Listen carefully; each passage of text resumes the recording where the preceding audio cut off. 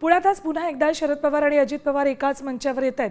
पुण्यातल्या वसंतदादा शुगर इन्स्टिट्यूटमध्ये होणाऱ्या ऊस उत्पादकतेसाठी एआयचा वापर या चर्चासत्रात ते उपस्थित राहतील। शरद पवार यांच्या अध्यक्षतेखाली होणाऱ्या या कार्यक्रमाला सहकार मंत्री बाबासाहेब पाटील आणि कृषी मंत्री माणिकराव कोकाटेही उपस्थित राहणार आहेत।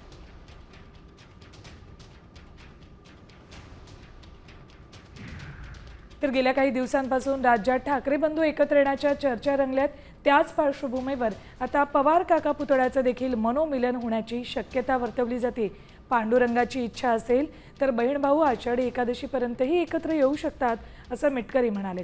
त्यावर कार्यकर्त्यांना विश्वासात घेऊनच योग्य तो निर्णय घेतला जाईल अशी प्रतिक्रिया सुप्रिया सुळेंनी दिली।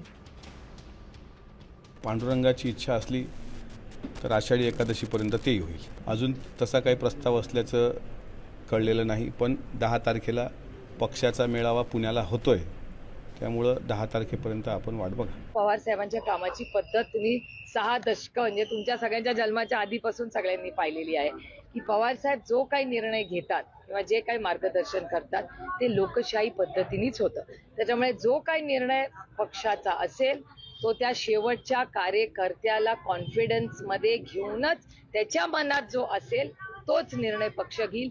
युनिलॅटरली आम्ही कुठलाही निर्णय आजपर्यंत घेतला नाही आणि घेणारही नाही।